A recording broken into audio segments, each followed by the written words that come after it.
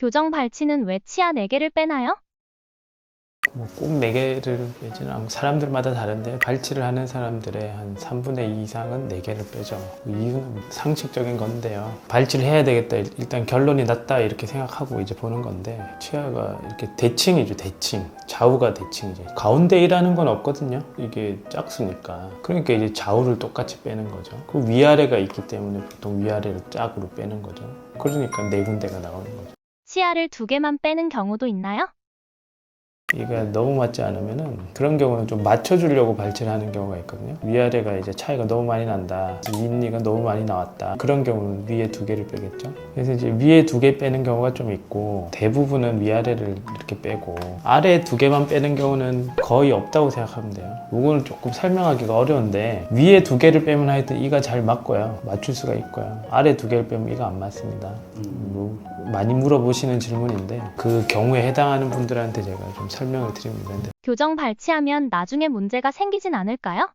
그 문제가 생기면 제가 그걸 빼라고 하면 되겠어요. 문제가 생긴다는 건 뭐 여러 측면이 있는 거예요. 치료를 그러니까 그 사람이 이를 빼야 되는 사람인지를 잘 판단을 해야 돼요. 그 사람이 이를 빼고 교정을 해야 되는 사람인지 이를 빼지 않는 게 좋은 사람인지를 잘 판단을 해가지고 그럼 판단만 하면 끝나는 게 아니죠. 그렇게 해서 치료를 잘 해야지. 그 2가지가 핵심이에요. 그 사람이 이를 빼야 되는 사람인지를 잘 판단을 하고 그러고 끝나는 게 아니라 치료를 잘 해야 되고 그거 2가지가 보장이 되면은 아무 문제가 없는 거고 오히려 더 좋은 거예요. 작은 어금니를 빼는 이유? 왜 작은 어금니를 뺐느냐 뭐 그게 작아서 뺀다 뭐 이렇게 생각할 수도 있겠지만 이를 빼는 경우는 대부분 2가지 때문에 빼는데 이가 너무 삐뚤어서 자리가 없는 경우 두 번째는 이가 많이 돌출되어 있는 경우 그러면은 예를 들어 이가 삐뚤다 생각하면은 자리를 만들려고 이를 빼는 거잖아요. 그러면 끝에 예를 들어서 끝에 있는 이를 빼면 그 자리가 만들어질까요? 그 자리를 사용할 방법이 별로 없어요. 중간에 있는 이를 빼야 그 자리로 삐뚤은 이들을 이렇게 보내기가 쉽겠죠. 돌출도 마찬가지. 들어가게 해야 되는데 제일 끝에 이를 빼면은 모든 이를 다 끌어와야 돼요. 기술적으로도 좀 어렵고 별로 그럴 필요도 없고 앞에 이를 빼면 어떻게 되느냐. 마찬가지로 앞니를 빼면은 뭐 보기 안 좋고 그런 건 당연하겠지만 그런 이제 용도로 좀 사용하기 어려운 공간이 나오죠. 돌출 입인 경우 발치는 필수인가요? 이게 약간 애매한 질문인데 보통은 발치를 해야 됩니다. 보통은 발치를 해야 되는데 돌출입이 뭐냐? 돌출입이 입이 나온 사람을 돌출입이라고 하잖아요. 입이 나온 사람의 돌출입 그 사람은 교정 왜 하려고 하는 거지? 입을 넣으려고 하는 거죠. 교정을 해서 입이 들어가게 해주면 되는 건데 여러 가지 뭐 조건이 있겠지만 2가지를 생각해 볼 필요가 있습니다. 첫 번째는 교정했을 때 그 사람이 입이 들어가야 되고 두 번째는 그 상태가 잘 유지가 돼야 되고 이 2가지가 중요한데 입이 나온 사람은 입이 나왔다는 걸 사람들이 느낄 정도라고 하면 많이 들어가야 돼요. 이해가 되나?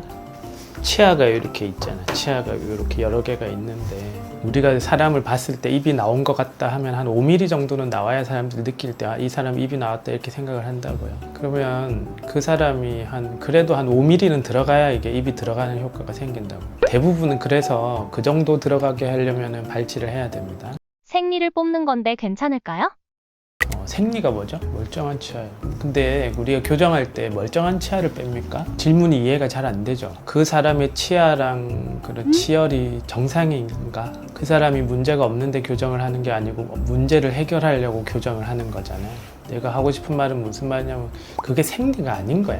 멀쩡한 치아를 뺀다고 이제 생각을 하는 거죠. 근데 그 치아 한 개만 생각하면 그 치아가 멀쩡한 치아일 수 있어요. 그 한 개만 생각을 하면 그 한 개만 생각하면 멀쩡하다고 생각할 수도 있다고요. 근데 그 사람한테 그 사람 전체를 생각했을 때 그 치아는 있으면 안 좋은 치아인 거야. 이해가 되나? 우리가 이제 사과나무가 있어. 그 과일 키우는 건 잘 모르는데 과일을 키울 때 한 나무에 과일이 이렇게 여러 개 열리잖아요. 그러면 그 과일이 생길 때 과일을 생기는 걸 다 키울까? 우리 농부들이.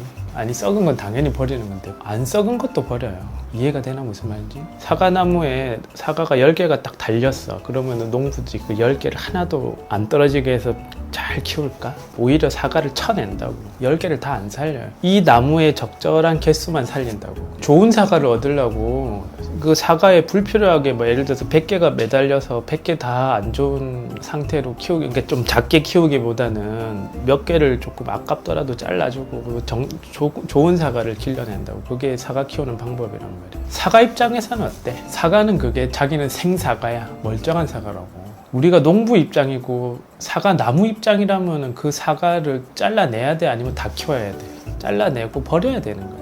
우리는 사과가 아니고 사과 나무인 거야. 농부고. 그럼 이제 교정치료도 똑같아요. 치아 한 개 한 개를 보면 그게 아깝다는 생각이 들 수가 있는데, 우리는 치아가 아니고 사람이고, 사람 속에 치아가 있는 거고 얼굴 속에 치아가 있는 건데, 그 치아 때문에 이가 삐뚤어지거나 치아가 돌출이 된다고 하면 그 치아는 어떻게 보면 아까울 수 있지만 그것 때문에 그 사람이 안 좋은 상태를 갖게 된다고. 조금 더 구체적으로 이야기를 하면은, 이가 멀쩡한, 다 고른 사람도 있어요. 이가 되게 고른데 돌출만 있는 사람도 있다고. 그럼 빼기 좀 아까울 수 있는데, 그 멀쩡한 생긴 그 이 멀쩡한 그 이 때문에 그 사람이 어떤 피해를 보는 거지? 아주 멀쩡하고 건강한 그 치아 때문에 입이 나오고, 입이 나왔다는 거는 별거 아니라고 생각할 수 있지만, 특히 여학생들 같은 경우는 자존감이 많이 내려갑니다. 심리적으로 안 좋은 영향을 주고 보기가 안 좋고. 그런 거 없으면 또 문제가 없을까? 돌출입이다 이러면은 예를 들어서 자기가 외모 관심 없다 이러면 문제가 없을까? 옷 다칠 수도 있고, 이 치아가 돌출돼 있으니까. 그리고 어떤 문제가 있냐면 입술을 잘 못 다무는 사람이 많아요. 이게 치아가 이렇게 돌출이 돼 있으니까 입술이 잘 안 다물어진다고. 그러니까 입술이 잘 안 다물어지니까 이제 불편하고, 잘 때도 이제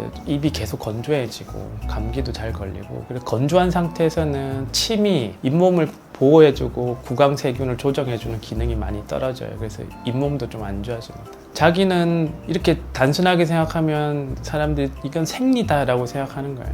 근데 그게 생리냐 그 말이야. 그 멀쩡한 이를 빼는 거냐. 저는 그렇게 생각하지 않습니다. 그 한 개는 멀쩡하게 보일 수 있지만 그것 때문에 다른 피해를 주기 때문에 그거 빼는 게 맞다고 보고. 돌출입 발치 케이스.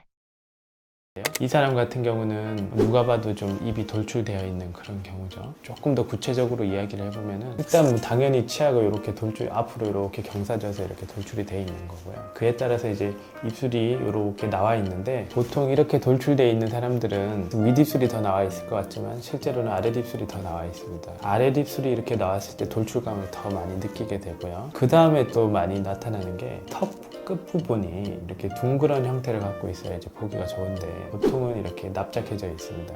긴장이 돼서 그런 거죠. 치아가 이제 돌출이 돼 있으니까 입술이 이렇게 다물기가 힘들고, 입술이 다물기가 힘드니까 이쪽 입술 근육, 턱 끝 쪽 이 근육이 긴장을 하니까 긴장된 형태가 이렇게 나타나게 됩니다.